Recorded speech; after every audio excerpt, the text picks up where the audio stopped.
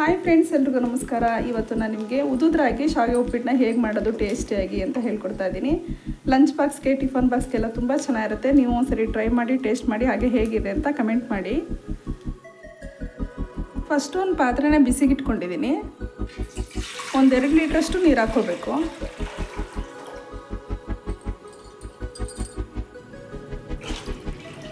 ನೀರು ಚೆನ್ನಾಗಿ ಕುದಿಯೋದಕ್ಕೆ ಬರಬೇಕು, ಅಲ್ಲಿ ತನಕ ಬಿಸಿ ಮಾಡ್ಕೋಬೇಕು.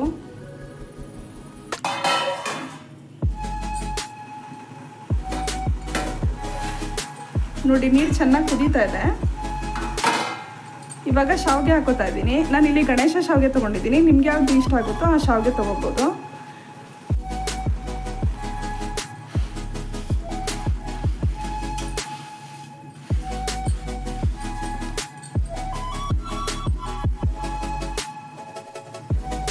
ಒಂದೆರಡು ನಿಮಿಷ ಮಾತ್ರ ಬೇಯಿಸ್ಕೋಬೇಕು, ಜಾಸ್ತಿ ಬೇಯಿಸ್ಕೊಳ್ಳೋದಕ್ಕೆ ಹೋಗಬಾರ್ದು. 1-2 ಕುದಿ ಬರೋ ತನಕ ಬೇಯಿಸ್ಕೊಂಡ್ರೆ ಸಾಕು.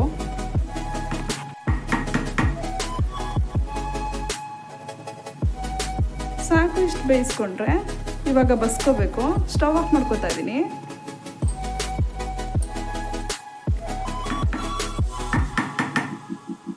ಒಂದೆರಡು ನಿಮಿಷ ಬೇಯಿಸ್ಕೊಂಡ್ರೆ ಸಾಕು, ಶಾವಿಗೆ ಬೇಗ ಬೆಂದೋಗ್ಬಿಡುತ್ತೆ. ಒಂದು ಪಾತ್ರೆನ ಫಸ್ಟೇ ಇಟ್ಕೋಬೇಕು. ತಣ್ಣೀರು ಇಟ್ಕೋಬೇಕು. ತುಂಬ ಬಿಸಿ ಇರುತ್ತೆ, ಬಸ್ಕೋಬೇಕು.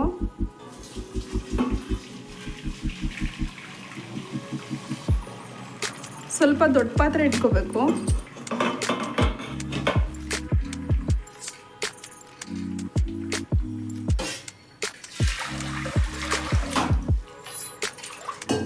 ತಣ್ಣೀರು ಹಾಕ್ಕೊಂಡ್ರೆ ಉದುದ್ರಾಗಿ ಬರುತ್ತೆ.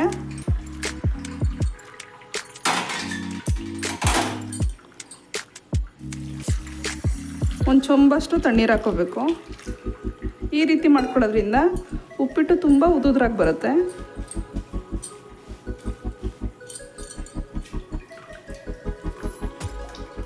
ನೀರು ಚೆನ್ನಾಗಿ ಸೋರಿಸ್ಕೋಬೇಕು. ಸಾಕು. ಇವಾಗ ನೋಡಿ ಎಷ್ಟು ಉದುದ್ರಾಗಿದೆ ಅಂತ. ಈ ರೀತಿ ಬರುತ್ತೆ.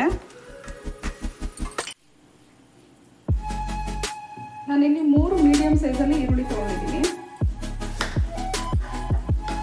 ತೆಳು ಕಟ್ ಮಾಡ್ಕೋಬೇಕು.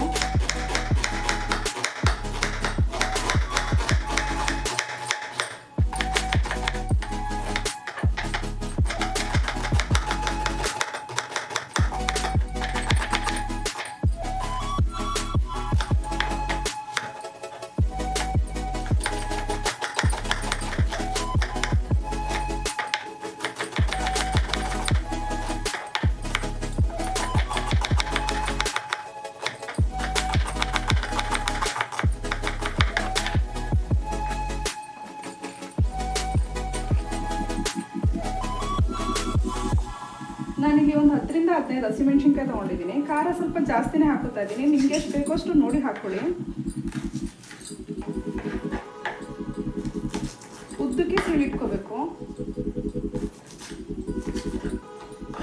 ನಮ್ಮನೇಲಿ ಖಾರನ ತುಂಬ ಜಾಸ್ತಿನೇ ಯೂಸ್ ಮಾಡ್ತೀವಿ.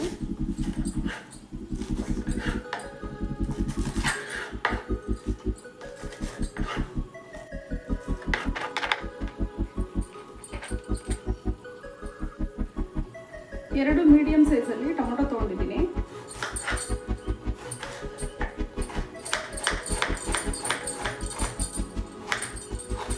ಸಣ್ಣಕ್ಕೆ ಹೆಚ್ಕೋಬೇಕು.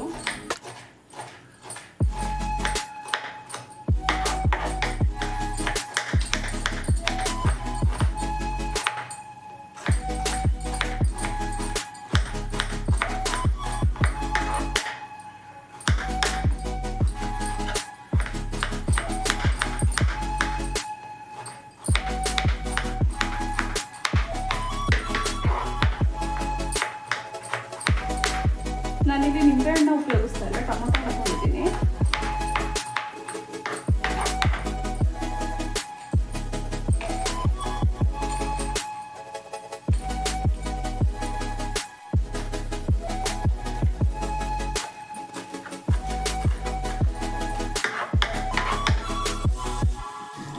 ಒಂದು ಬಾಣಲಿನ ಬಿಸಿಗಿಟ್ಕೊಂಡಿದ್ದೀನಿ. ಎಣ್ಣೆ ಹಾಕೋತಾ ಇದ್ದೀನಿ, ಒಂದು 50 ಗ್ರಾಮಷ್ಟು ಎಣ್ಣೆ ಹಾಕ್ಕೊಂಡ್ರೆ ಸಾಕು.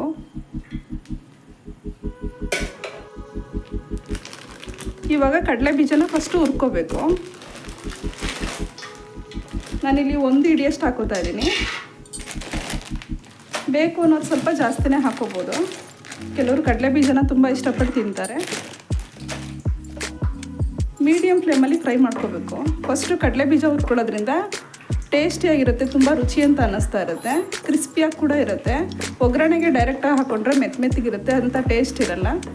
ಈ ರೀತಿ ಮಾಡ್ಕೊಳ್ಳೋದ್ರಿಂದ ತುಂಬ ರುಚಿ ಇರುತ್ತೆ. ಲೋ ಫ್ಲೇಮಲ್ಲಿ ಅಥವಾ ಮೀಡಿಯಮ್ ಫ್ಲೇಮಲ್ಲಿ ಫ್ರೈ ಮಾಡ್ಕೋಬೇಕು, ತುಂಬ ಚೆನ್ನಾಗಿರುತ್ತೆ. ಹೈ ಫ್ಲೇಮಲ್ಲಿ ಇಟ್ಕೊಳಕ್ಕೆ ಹೋಗಬಾರ್ದು, ಸೀಕೊಂಡಂಗೆ ಆಗಿಬಿಡುತ್ತೆ, ನೀಟಾಗಿ ಫ್ರೈ ಆಗಲ್ಲ. ಸಾಕು, ಇವಾಗ ಇಷ್ಟು ಫ್ರೈ ಮಾಡಿಕೊಂಡ್ರೆ ಕೈ ಬಿಡ್ದೇ ತಿರುಗಿಸ್ಕೊತಾನೆ ಇರಬೇಕು, ಇಲ್ಲಾಂದರೆ ಅಷ್ಟು ಚೆನ್ನಾಗಿ ಬರಲ್ಲ. ಒಂದು ಪ್ಲೇಟ್ಗೆ ಹಾಕೋತಾ ಇದ್ದೀನಿ.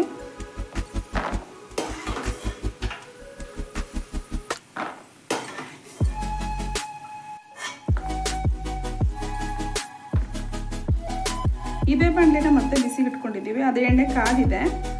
ಸಾಸಿವೆ ಹಾಕೋತಾ ಇದ್ದೀನಿ 1 ಸ್ಪೂನಷ್ಟು, ಒಂದು ಚಿಕ್ಕ ಸ್ಪೂನಷ್ಟು ಹಾಕೊಂಡ್ರೆ ಸಾಕು.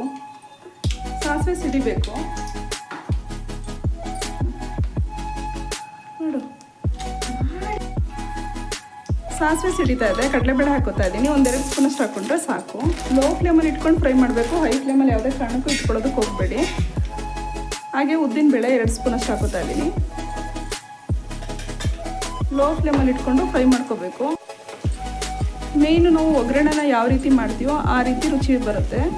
ಉಪ್ಪಿಟ್ಟಿಗಾಗಲಿ ಚಿತ್ರಾನ್ನಗಳಿಗಾಗಲಿ ಲೋ ಫ್ಲೇಮಲ್ಲಿ ಇಟ್ಕೊಂಡು ಕಡಲೆಬೇಳೆ ಉದ್ದಿನಬೇಳೆನ ಫ್ರೈ ಮಾಡ್ಕೋಬೇಕು. ಹೈ ಫ್ಲೇಮಲ್ಲಿ ಯಾವುದೇ ಕಾರಣಕ್ಕೂ ಇಟ್ಕೊಳ್ಳೋದಕ್ಕೆ ಹೋಗಬೇಡಿ. 1-2 ನಿಮಿಷ ಲೇಟ್ ಆದರೂ ಕೂಡ ರುಚಿ ತುಂಬ ಚೆನ್ನಾಗಿ ಬರುತ್ತೆ. ನೋಡಿ ಸಾಕು, ಇಷ್ಟು ಮಾಡಿಕೊಂಡ್ರೆ ಗೋಲ್ಡನ್ ಬ್ರೌನ್ ಬಂದಿದೆ. ಈ ರೀತಿ ಆಗೋ ತನಕ ಚೆನ್ನಾಗಿ ಫ್ರೈ ಮಾಡ್ಕೋಬೇಕು. ಇವಾಗ ಹಸಿಮೆಣ್ಸಿನ್ಕಾಯಿ ಹಾಕೋತಾ ಇದ್ದೀನಿ, ಉದ್ದಕ್ಕೆ ಸೀಳಿಟ್ಕೊಂಡಿರೋಂಥ ಹಸಿಮೆಣ್ಸಿನ್ಕಾಯಿ ಹಾಕೋತಾ ಇದ್ದೀನಿ. ಹಾಗೆ ಕರಿಬೇವು, ಹಸಿ ಕರಿಬೇವು ಹಾಕೋಬೇಕು, ತುಂಬ ಚೆನ್ನಾಗಿರುತ್ತೆ, ಒಳ್ಳೆ ರುಚಿ ಇರುತ್ತೆ.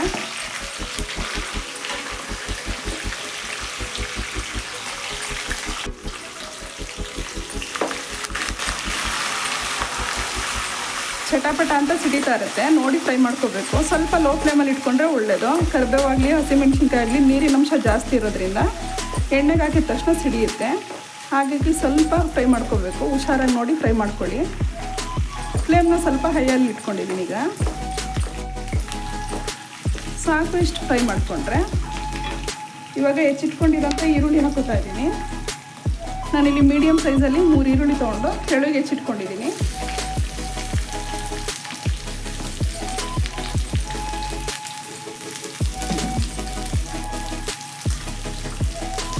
ಫ್ರೈ ಮಾಡ್ಕೋಬೇಕು, ಡೀಪ್ ಫ್ರೈ ಏನು ಮಾಡೋದೇನು ಬೇಕಾಗಿಲ್ಲ, ಮೀಡಿಯಮ್ ಫ್ರೈ ಮಾಡಿಕೊಂಡ್ರೆ ಸಾಕು.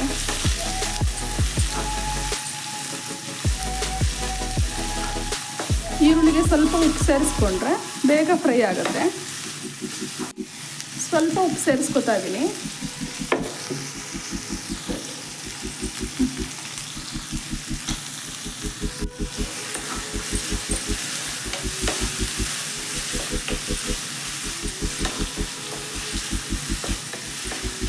ಜಾಸ್ತಿನೂ ಉಪ್ಪು ಹಾಕೋಬಾರ್ದು, ಈರುಳ್ಳಿಗೆ ಉಪ್ಪು ಅಂತ ಅನ್ನಿಸ್ಬಿಡುತ್ತೆ. ಹಾಗಾಗಿ 1-2-3 ಚಿಟಿಕೆ ಅಷ್ಟು ಉಪ್ಪು ಹಾಕ್ಕೊಂಡ್ರೆ ಸಾಕು.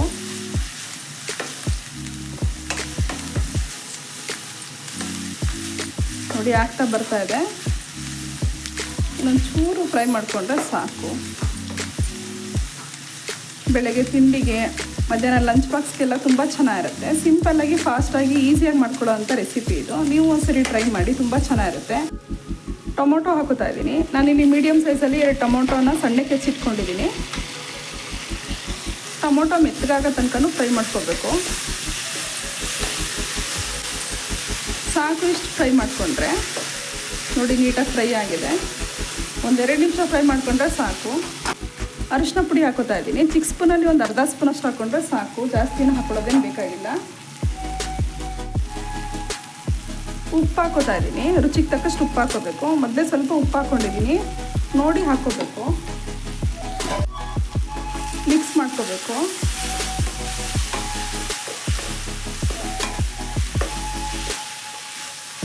ಇವಾಗ ತಕ್ಷಣಕ್ಕೇ ಬೇಯಿಸಿಟ್ಕೊಂಡಿರೋಂಥ ಶಾವಿಗೆ ಹಾಕೋತಾ ಇದ್ದೀನಿ. ನೋಡಿ ಎಷ್ಟು ಉದುದ್ರಾಗಿ ಬಂದಿದೆ ಅಂತ. ಈ ರೀತಿ ಇರಬೇಕು.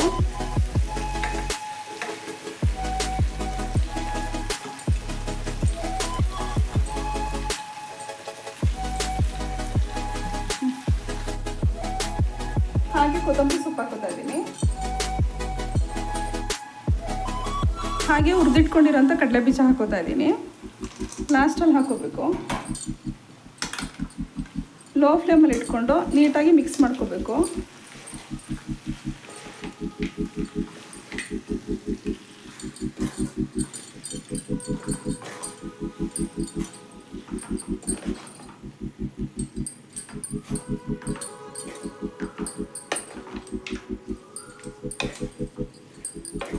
ಒಂದೆರಡು ನಿಮಿಷ ಹಂಗೆ ಬಿಸಿ ಕೂಡ ಆಗುತ್ತೆ. ಬಿಸಿ ಕೂಡ ಮಾಡ್ಕೋಬೇಕು.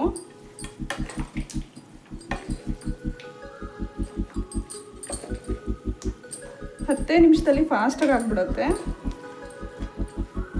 ಶಾವಿಗೆ ಒಂದು ಬೇಯಿಸ್ಕೊಂಡ್ರೆ ಬೇಗ ಆಗಿಬಿಡುತ್ತೆ. ಒಗ್ಗರಣೆ ಒಂದು ಹಾಕ್ಕೊಂಡ್ರೆ ಶಾವಿಗೆ ಉಪ್ಪಿಟ್ಟು ಬೇಗ ರೆಡಿ ಆಗಿಬಿಡುತ್ತೆ. ಈವ್ನಿಂಗ್ ಸ್ನ್ಯಾಕ್ಸ್ಗೂ ಕೂಡ ತುಂಬ ಚೆನ್ನಾಗಿರುತ್ತೆ.